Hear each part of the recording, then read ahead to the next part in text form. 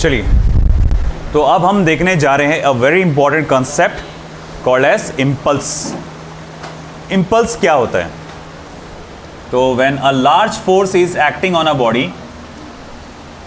When a large force is acting on a body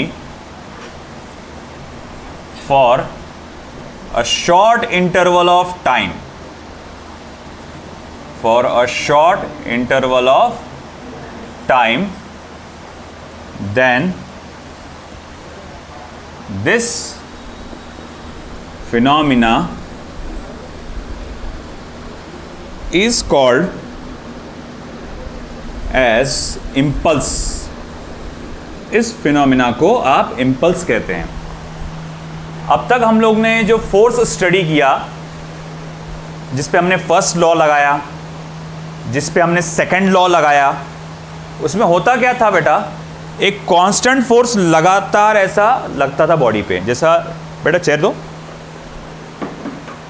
जैसे कि for example इस chair को मैं पुल कर रहा हूं, तो एक कांस्टेंट फोर्स लगातार उसको लगा रहा हूं मैं, अपनी तरफ खींच रहा हूं उसको, या पुश कर रहा हूं मैं, तो एक कांस्टेंट फोर्स लगा रहा हूं उसको और मैं पुश कर रहा हूं, है ना।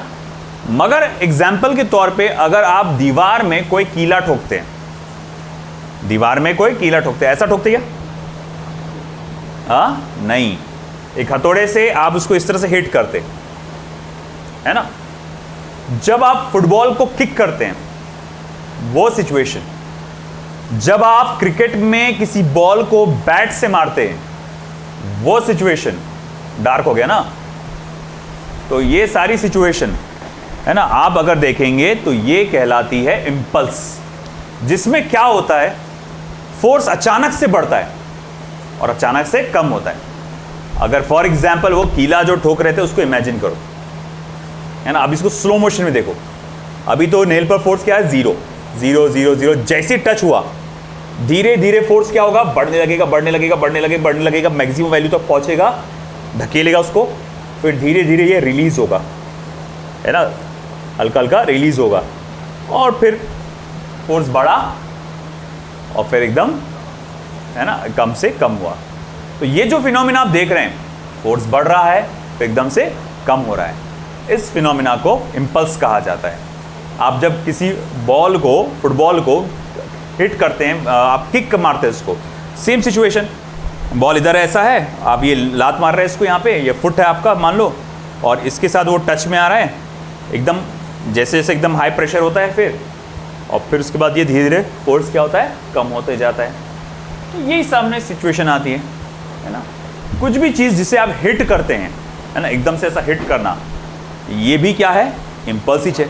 अगर आप स्लो मोशन में देखेंगे तो जैसे बॉडी ऐसा, ये गया ऐसा, टच में हुआ, जैसी टच में हुआ तो फोर्स धीरे धीरे बढ़ने लगा एकदम तेज़ी से, मैक्सिमम लेवल पहुंचा, फिर आपने हाथ दूर करे तो ये एकदम ड्रॉप हुआ ये फोर्स। तो ये सब के सब फिनोमिना क्या है बेटा? इम्पल्स के लिए, है ना। अगर मैं देखूंगा, अच्छा ठीक है, फोर्स तो कम ज़्यादा होते रह रहा, मगर मैं एक पर्टिकुलर यहाँ पर दूंगा, छोटा सा टाइम, मतलब मामूली सा टाइम चेंज हुआ होगा, मामूली सा टाइम क्या हुआ? चेंज हुआ, है ना। यहाँ टी लिखना चाहिए था, नॉट dt। यहाँ पर टाइम मामूली सा चेंज हुआ, बस जरा सा चेंज हुआ। तो जब टाइम जरा सा चेंज हुआ होगा, फोर्स में बहुत बड़ा चेंज आया होगा क्या? नहीं, मामूली सा, फोर्स में भी मामूली सा ही चेंज आया होगा, है ना। आप क्या देख रहे हैं? जैसे जैसे टाइम बदल रहा, फोर्स बदल रहा, उसकी वैल्यू बढ़ रही, मैक्सिमम वैल्यू तो पहुंच रहा, फिर वैल्यू कम हो जा रही, आया ना। अब अगर मैंने कहा कि देखो आप इस छोटे से टाइम के चेंज को ऑब्जर्व करो, इधर ध्यान दो बेटा, आप टाइम में जरा सा बदलाव जो आ रहा है उसी पे फोकस करो, उस छोटे से बदलाव में फोर्स में कितना चेंज आया होगा। आप क्या कहेंगे? अरे इस छोटे से टाइम में फोर्स में कुछ ज्यादा चेंज थोड़ी आया होगा, थोड़ा मोटा चेंज आया होगा। तो उसको क्या करो, आप फोर्स को ऑलमोस्ट कांस्टेंट बोल सकते, क्योंकि फोर्स में बहुत बड़ा चेंज आया होगा क्या? अरे फोर्स में बहुत बड़ा चेंज आया होगा क्या? नहीं, फोर्स में तो बहुत मामूली सा चेंज आया होगा। तो अगर फोर्स में बहुत मामूली सा चेंज आया है तो फोर्स को ऑलमोस्ट मैं क्या मान के चल सकता हूं? कांस्टेंट। तो मैं ये कहूंगा अच्छा ठीक है, इस पर्टिकुलर टाइम में, dt टाइम में कितना फोर्स लग रहा फिर उसको? तो बोले इस पर्टिकुलर टाइम में, dt टाइम में फोर्स अगर आपको निकालना है तो आपको फोर्स को ये पर्टिकुलर dt टाइम से आपको क्या करना पड़ेगा? मल्टीप्लाई करना। तो ये force in this short interval of time, इसी को हम लोग ने क्या कहा, impulse. Impulse in the time interval dt। इतने छोटे से टाइम dt में आपको पता लगाना है इम्पल्स क्या है। मान लो कि मैंने टाइम की कोई लिमिट दे दी आपको, t1 से लेकर t2। मुझे इम्पल्स का वैल्यू पता लगाओ t1 से लेकर t2 टाइम तक। फोर्स कांस्टेंट है क्या? नहीं, बढ़ रहा कम हो रहा। अब जिस तरह से भी बढ़ रहा कम हो रहा, उसको डिस्क्राइब करने के लिए यकीनन तौर पे तुम्हारे पास फोर्स की कोई ना कोई इक्वेशन होगी। फोर्स की कोई ना कोई इक्वेशन होगी ये बताने के लिए कि फोर्स किस तरह से बढ़ रहा है और किस तरह से कम हो रहा है ना। हर तरह के ग्राफ के लिए कोई ना कोई इक्वेशन होती है। तो अब मैं ये जानना चाहता हूं टाइम t1 में, t1 से लेकर t2 तक इम्पल्स में ये इम्पल्स क्या है। तो ये कैलकुलेट करने के लिए आपको इसका क्या करना पड़ेगा बेटा, इंटीग्रेशन करना पड़ेगा within the time limit t1 to t2, है ना। अब देखो फोर्स एक वेक्टर क्वांटिटी है, इसी कारण से इम्पल्स भी एक वेक्टर क्वांटिटी है। इम्पल्स को वेक्टर आई या वेक्टर जे से भी देते हैं अपन, कहीं कहीं आई कहीं कहीं जे से इसको दिया जाता है इम्पल्स को। आई बात समझ में आपको। तो फोर्स एक आपका वेक्टर क्वांटिटी है, इसीलिए इम्पल्स भी एक वेक्टर क्वांटिटी है। अब ऐसा है कि ये मेरे पास इम्पल्स का एक फॉर्मूला आ गया है ना। इस तरह से मैं एक आपका इम्पल्स कैलकुलेट कर सकता हूं। मगर मैं कहूंगा यार रुक, बोले मेरे पास एक और चीज है। बोले क्या? वेक्टर एफ को तो मैं d vector P upon D t लिख सकता हूं, rate of change of linear momentum with respect to time.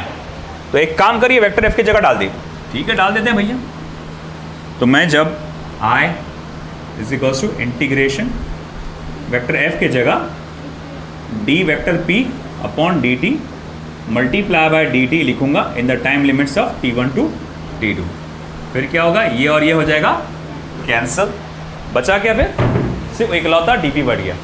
तो फिर उसके बाद i is equals to d vector p। अब यहाँ पर p1 टू p2 लिखना पड़ेगा। अब इस बार अब वो नहीं लिख सकते, टाइम नहीं लिख सकते, टाइम तो कैंसिल हो गया ना। अब कौन बचा? किसकी चेंज को ऑब्जर्व कर रहे हैं आप? मोमेंटम की चेंज को। तो फिर लिमिट्स अब किसके आएंगे? मोमेंटम के आएंगे। तो p1 टू p2। फिर मैं बोलूँगा अरे यार dp का इंटीग्रेशन तो आपका क्या होता है, p होता है। फिर उसके बाद उसके लिमिट्स आ जाएंगे p1 टू p2। फिर उसके बाद upper limit minus lower limit p2 minus p1। थोड़ा वेक्टर फॉर्म में लिखे तो ज़्यादा अच्छा है, p2 माइनस p1। देखो मैं यहाँ लिख सकता हूँ i is equals to delta vector p। यानी इम्पल्स जो है असल में चेंज इन लीनियर मोमेंटम के बराबर होता है। अगर बच्चे जो शुरू से बैठे हैं मेरे पास, उनको मालूम होगा यूनिट्स एंड मेजरमेंट जब चैप्टर आप पढ़ रहे थे तो उसमें इम्पल्स का और मोमेंटम का डायमेंशन सेम आता था, है ना, m1 l1 t माइनस 1, है ना। तो उसके पीछे का कारण यही है क्योंकि इम्पल्स खुद क्या है, चेंज इन मोमेंटम है, इसी वजह से उनका डायमेंशन क्या है बेटा, सेम है। आई बात समझ में। तो ये मेरे पास एक दूसरा फॉर्मूला आ गया इम्पल्स कैलकुलेट करने के लिए। It is nothing but the change in momentum. हम एक और तरीके से इम्पल्स कैलकुलेट कर सकते हैं, है ना। If we consider average force, if we consider average force, average force मतलब average value of the force, है ना। ये वैल्यू फोर्स की एकदम से बढ़ रही है और एकदम से कम हो रही, तो उसकी कोई ना कोई एक एवरेज वैल्यू होगी। तो ये हो गया आपका एवरेज फोर्स। तो भैया अगर मैं एवरेज फोर्स को कंसिडर करूं, माना कि फोर्स लगातार बढ़ रहा है, कम हो रहा है, मगर उसकी एवरेज वैल्यू क्या होती है, कांस्टेंट होती है। उसकी एवरेज वैल्यू किसी भी फोर्स की कोई भी बदलाव आ रहा, तुम इसका एवरेज निकालोगे तो वो कैसा रहेगा, कांस्टेंट होगा। जैसे मान लो कि आप क्रिकेट खेल रहे, है ना, एक आपके बॉलर ने मान लो पर्टिकुलर 6 बॉल में कुछ पर्टिकुलर रन्स मार दिया उसने। पहले बॉल में 6 मारा, दूसरे में चौका मारा, तीसरे में डॉट गया, फिर चौथे में कुछ और, ऐसी कर करके एक ओवर का एवरेज निकाल लेते आप। मान लो उस एक ओवर का एवरेज 10 रन आया मान लो, तो एक ओवर हो गया, उसका एवरेज तुमने निकाल लिए, 10 रन बोल दिए तुमने कि इस ओवर का एवरेज 10 रन है। अब वो बदलेगा क्या ना वैल्यू, वो ओवर का जो एवरेज तुमने निकाला अब वो बदल जाएगा क्या? अब बोले अब टाइम बदल गया, बोले अब 10 रन नहीं अब 8 रन हो गया, बोले वही ओवर का। ऐसा हो सकता है क्या? अरे तूने एक बार जो ओवर का एवरेज निकाल लिया वो वैल्यू फिक्स हो गई, अब वो अब कांस्टेंट हो गई। तो वैसे ही ये फोर्स बदला, कम भी हुआ, उसका तूने एवरेज निकाला, अब जो भी एवरेज वैल्यू है वो क्या रहेगा, फिक्स रहेगा, कांस्टेंट। अब थोड़ी बदलते बैठेंगे बार बार, तो मैं बोलूँगा कि अगर मैं एवरेज फोर्स को कंसिडर करता हूँ, याद रखने वाली बात यह है कि एवरेज फोर्स जो होता है वो कांस्टेंट होता है। तो अब अगर मैं सपोज करो इम्पल्स के फॉर्मूले में लिखूं average force into dt T1 to T2, तो तुम क्या कर सकते हो, एवरेज फोर्स क्योंकि इस बार कांस्टेंट है तो उसे बाहर निकाल सकते हो। फिर ये इंटीग्रेशन रह जाएगा अंदर dt T1 टू T2। अब dt का आपको मालूम है t होता है, फिर उसके बाद upper limit minus lower limit डालेंगे आप, तो कुल मिला के क्या हो जाएगा T2 माइनस T1, ये आ जाएगा एवरेज फोर्स। आई बात समझ में? अगर मेरे पास एवरेज फोर्स दिया रहा तो डायरेक्ट T2 माइनस T1 को मैं एवरेज फोर्स से मल्टीप्लाई करके इम्पल्स कैलकुलेट कर सकता हूं। याद रखना फोर्स कितने कौन सा होना चाहिए, एवरेज, तो ही हो सकता है ये। तो कुल मिला के मेरे पास इम्पल्स के 3 फॉर्मूले हैं, है ना, एक ये और एक ये। Equation number 2, equation number 3।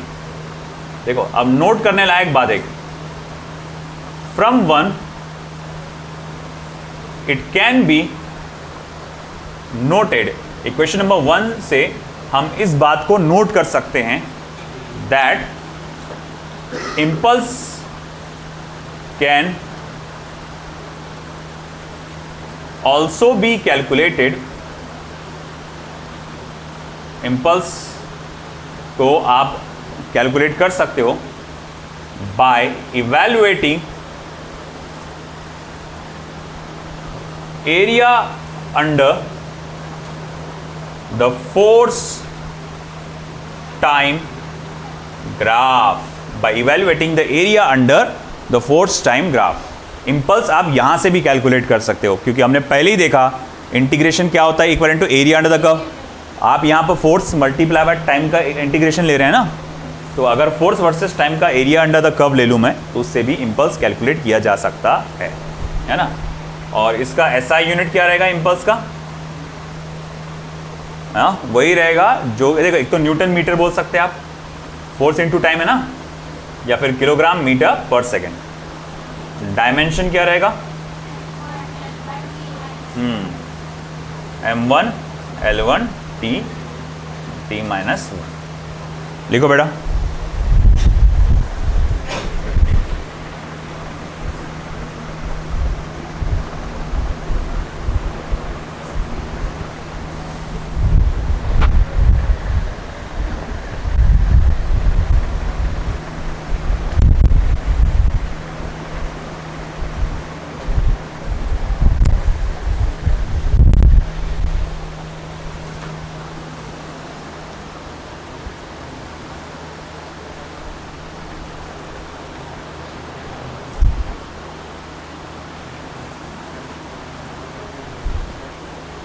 बात है नहीं बेटा,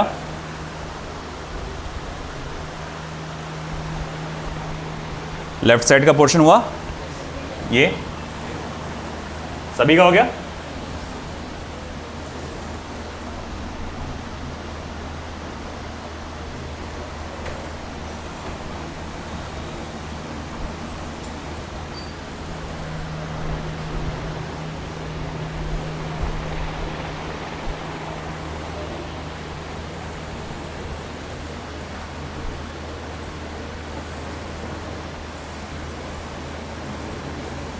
A cricket ball of mass 0.25 kilogram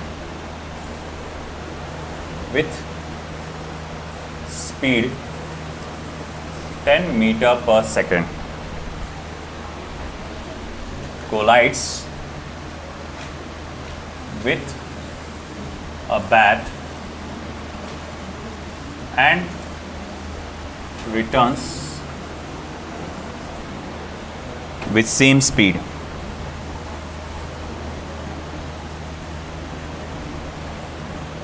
Within 0.01 seconds. Full stop. Calculate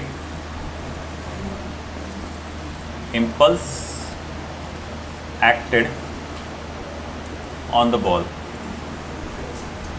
Calculate impulse acted on the ball.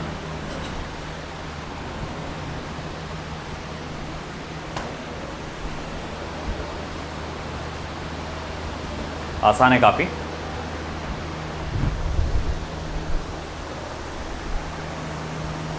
Impulse जैसे हम जानते हैं कि यहाँ पर चेंज इन मोमेंटम से निकाला जा सकता है।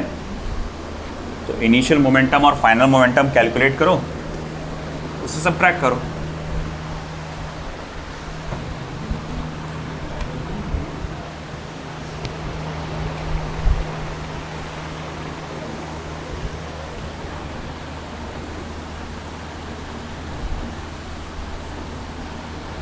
Initial momentum mass into velocity, तो मास कितना है 0.25 किलोग्राम, वेलोसिटी कितनी है बेटा 10, तो 2.5 किलोग्राम मीटर पर सेकेंड। फाइनल मोमेंटम क्या है m इंटू V2, 0.25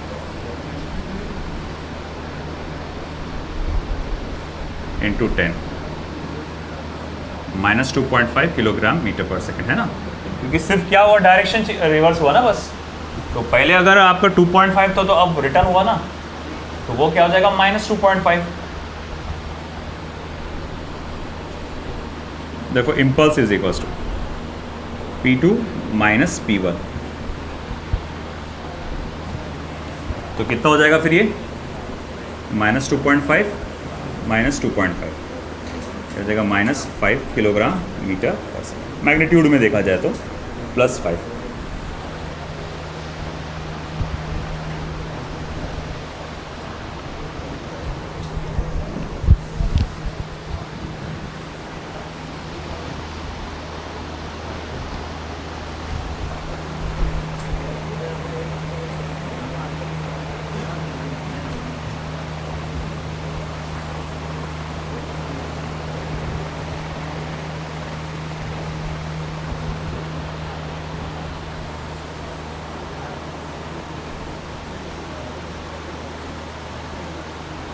हुआ,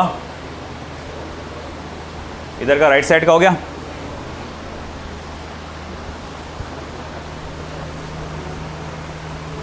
next question,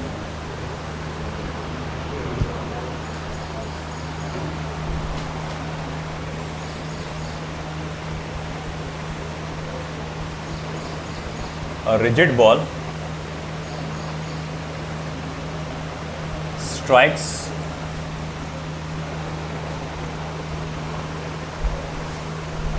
of mass small m strikes a rigid wall of, not of, at 60 degree and gets deflected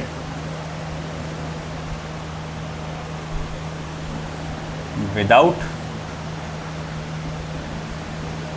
loss of speed as shown in figure.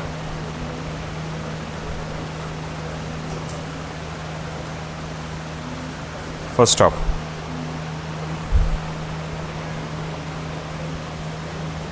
The value of impulse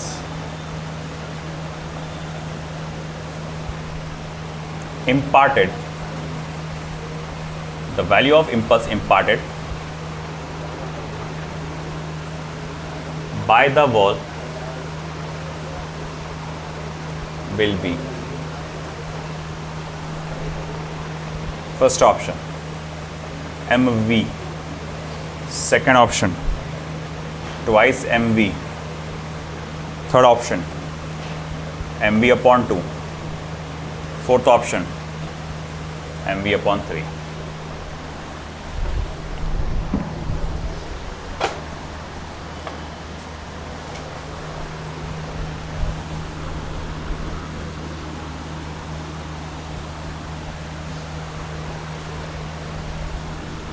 और diagram जो दिया गया है question में,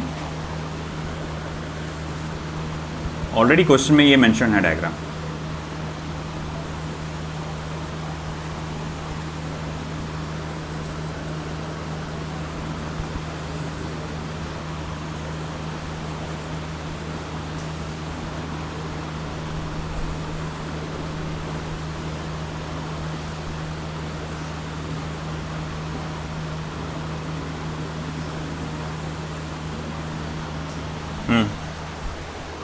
क्या लगता है इसका आंसर क्या होगा? Option A correct answer, very good. Impulse क्या होता है? चेंज इन मोमेंटम, है ना। और हमारे पास ऐसी सिचुएशन में क्या है formula? Twice m v cos theta. अब थीटा की जगह यहाँ एंगल क्या आएगा? 60, तो ट्वाइस एम वी कॉस 60 मर जाएगा 1/2। First option correct.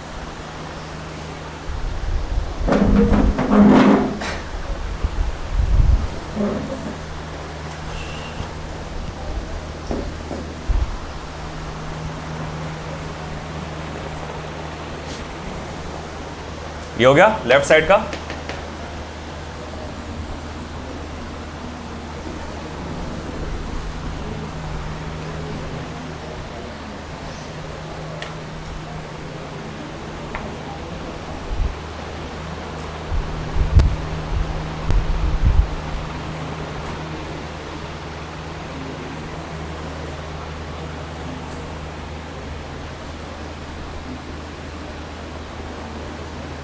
A ball of mass small m, comma, traveling with velocity 2i cap plus 3j cap receives an impulse minus thrice m I cap. First stop. What is the velocity of the ball immediately afterwards? What is the velocity of the ball immediately afterwards? Vector form में।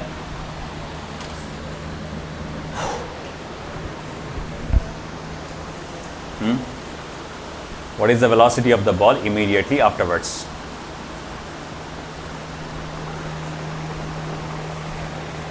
क्या क्या दिया हुआ एक बार list बनाओ question में।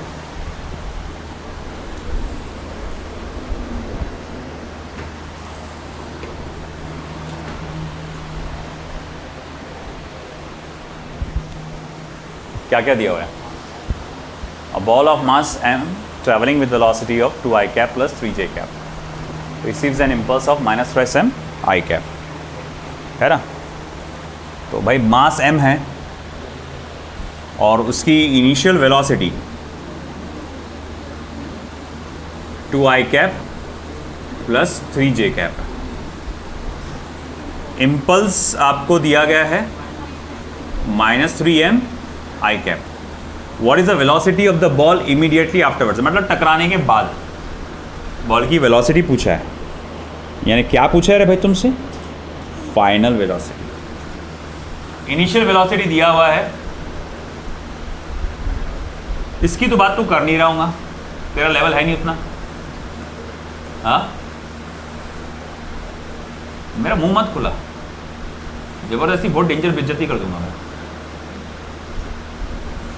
Level बढ़ाओ अपना, कुछ इस यहाँ पहुँचे तक कैसे कुछ लेवल बढ़ाओ, नहीं तो रह जाएंगे वहीं के वहीं। खैर, वेलोसिटी क्या थी टकराने से पहले? 2i cap plus 3j cap। Impulse कितना दिया हुआ है? -3m I cap। Final velocity पूछा हुआ है एंड अब कैसे कैलकुलेट करेंगे? अब जाहिर बात है वेलोसिटी है मतलब मोमेंटम। देख, इम्पल्स का फॉर्मूला क्या है? Final momentum minus initial momentum. अच्छा, मैं मोमेंटम को क्या लिख सकता? मास into velocity m vector v2 minus vector v1, isn't it? Mass common निकाल लिया मैंने उसमें से। अब आप क्या करो, हर एक जो चीज आपको दी गई है उसकी वैल्यू लिख डालो। इम्पल्स की वैल्यू है आपके पास, कितना है? -3m आई कैप, m जैसे कि वैसी, वेक्टर v2 जैसे कि वैसी, v1 2i cap plus 3j cap, 2i cap plus 3j cap, isn't it? फिर आगे क्या साफ नजर आ रहा है, m और m कैंसिल हो जा रहे हैं, minus 3i cap, vector v2 minus 2i cap plus 3j cap. क्या कर सकते हैं अब हम, v2 की तलाश है ना हमको, पूरा का पूरा उठा के इधर लेके आ जा,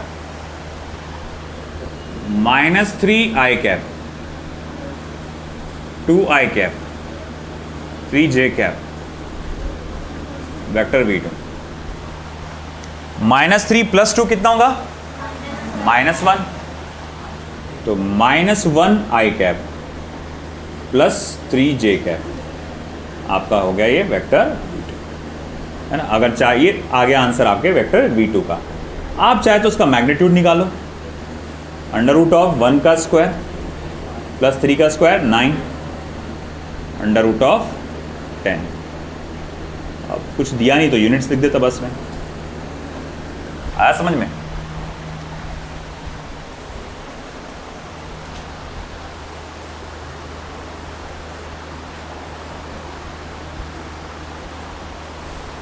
डन, ये हो गया था सभी का। लिखो लिखो फास्ट लिखो।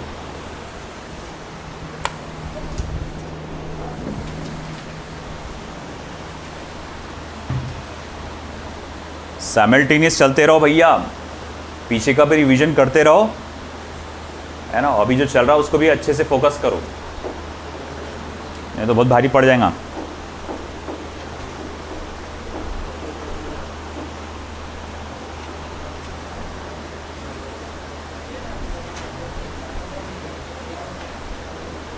क्या हो गया, खत्म पे आ गया रजिस्टर,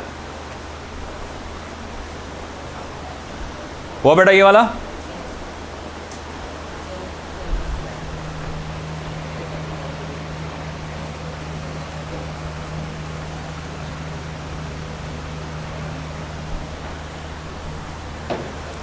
ये मस्त क्वेश्चन है ये वाला।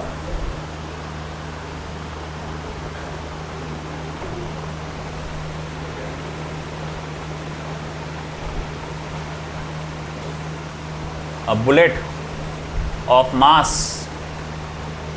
10 raised to power minus 3 kilogram strikes an obstacle,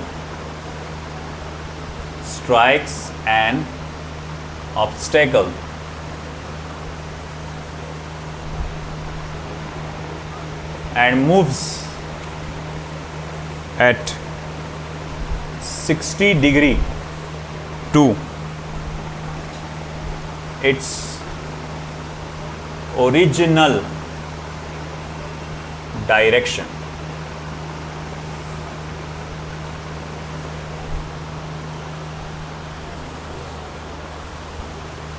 First stop.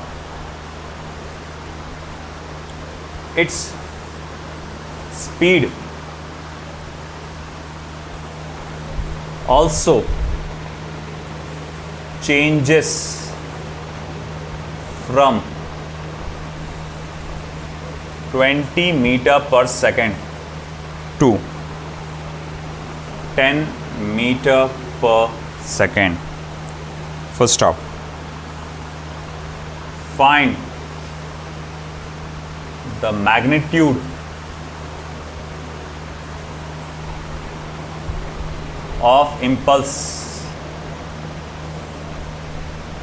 acting on the bullet. Find the magnitude of impulse acting on the bullet. A bullet of mass 10 raised to power minus 3 kilogram strikes an obstacle. अब ये मान के चलो ये आपका obstacle है और ये बुलेट है जो फायर की गई थी इस ऑब्स्टेकल के तरफ, ये इस तरह से गई और टकरा के ये इसने अपना डायरेक्शन चेंज कर दिया और इसे ओरिजिनल डायरेक्शन से ये 60 डिग्री के एंगल से भटक गई, ठीक है।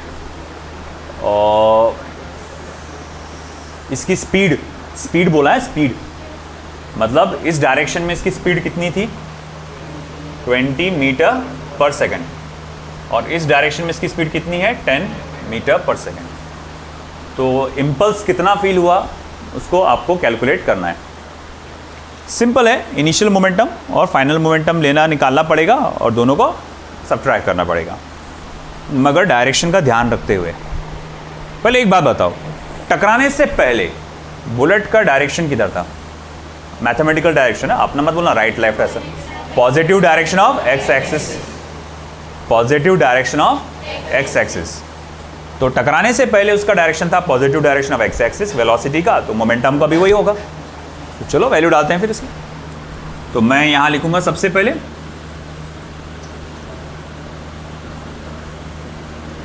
Initial momentum mass into velocity. Mass है 10⁻³ वेलोसिटी है 20 आई कैप, यानी कि simply 20 into 10⁻³ I cap kilogram metre पर सेकेंड। ये हो गया मेरे पास initial momentum, isn't it? Now we come for final momentum. Final momentum नीचे इस साइड में है, क्या वो प्योरली एक्स पर है, प्योरली वाई पे है? नहीं, वो दोनों के बीच में आ रहा है। तो तुमको करना क्या पड़ेगा, क्या निकालना चाहिए? बोलो, सही बोल रहे, कंपोनेंट्स निकालो। ये पता लगाओ एक्स पर कितना है, वाई पे कितना है। देखो ये वेलोसिटी है आपकी 10, तो इस डायरेक्शन में वेलोसिटी जो होगी वो क्या होगी 10 cos 60, है ना। और इस डायरेक्शन में क्या होंगे बेटा 10 sin 60। 10 cos 60 मतलब क्या हो जा रहा 5, और ये कितना हो रहा 5√3 मीटर पर सेकेंड, क्योंकि sin 60 होता है √3/2, sin 60 होता है √3/2, तो 10/2 हो जाएगा 5 और √3 बच जाएगा। तो अब मैं कहूंगा ठीक है भाई, मेरा फाइनल मोमेंटम क्या है? तो एक्स एक्सिस पे कितना है 5, तो मैं कहूंगा 5 आई कैप। अरे मास तो रह गया ना 10⁻³ हाँ, अब बोलो 5 आई कैप प्लस, अब बोलो भैया माइनस आएगा क्योंकि नेगेटिव डायरेक्शन में, तो -5√3 जे कैप किलोग्राम मीटर पर सेकेंड। आएगी बात समझ में बेटा, है ना? देखो अच्छे से, है ना। आपको क्या चाहिए फाइनल मोमेंटम में? मास इनटू वेलोसिटी। मास क्या है इसका? अभी भी मास तो वही है ना 10⁻³ अब इसकी वेलोसिटी एक्स एक्सिस पे कितनी है बेटा 5, तो इसीलिए 5 आई कैप। वाई एक्सिस पे कितनी बेटा 5√3, मगर कौन सा वाई एक्सिस है ये, पॉजिटिव की निगेटिव? नेगेटिव, तो इसीलिए -5√3 जे कैप मीटर पर किलोग्राम मीटर पर सेकेंड, तो ये मीटर पर सेकेंड आएगा। आई बात समझ में? अब क्या करेंगे आप इसको, है ना, आप इसको सब्ट्रैक्ट करो, final momentum minus initial momentum. तो मैं कहूंगा impulse final momentum minus initial momentum. करो भाई सॉल्व। देखो सब में से 10⁻³ कॉमन निकल जाएगा। मैं कहूंगा 5 आई cap minus 5√3 J cap minus 20 I cap, और 10 का पावर -3 कॉमन निकल गया बाहर। 5 आए माइनस 20 आए, कितना हो गया बेटा 15, -15 आई कैप माइनस 5√3 जे कैप इंटू 10⁻³ मीटर पर सेकेंड। अब आप चाहे तो उसमें से कुछ चीज़ें कॉमन निकालो, जैसे कि मैं इसमें से 5 कॉमन निकाल सकता हूँ, -5, तो मैं -5 कॉमन निकालूंगा।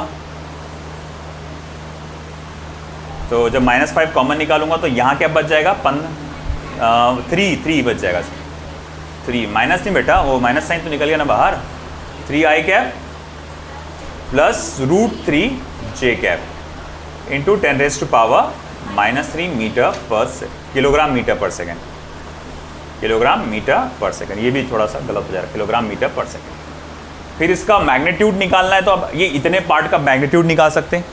9, 3 का स्क्वायर 9, 9 प्लस 3 कितना होता है बेटा 12। तो ये हो जाएगा √12 कितना होता 2√3, तो ये 2√3 आएगा। तो ये हो जाएगा माइनस नहीं सॉरी, मैग्नीट्यूड ले रहे तो सिर्फ 10 आ जाए, 10√3 इंटू 10⁻³ किलोग्राम मीटर पर सेकेंड। मैग्नीट्यूड में ले रहे ना, तो साइन वाइन नहीं आती, तो उसमें माइनस साइन बैठ जाता। मैंने इतने हिस्से का मैग्नीट्यूड लिया बस बेटा। 3 का स्क्वायर क्या होता है, अंडर रूट में 3 का स्क्वायर 9 और √3 का स्क्वायर 3, 9 प्लस 3 क्या होता है 12। तो अंडर रूट में अपन ले ना मैग्नीट्यूड लेते किसी भी वेक्टर फॉर्म का, तो मैं लूंगा √3 का स्क्वायर प्लस √3 का स्क्वायर, तो √9 प्लस 3 √12, जो कि क्या हो जाएगा 2√3, और 2 जाके मल्टीप्लाई होगा 5 से, वो हो जाएगा 10√3, माइनस साइन नहीं आएगा फिर, आया समझ। तो ये हो गया आपका इम्पल्स, लिख लो।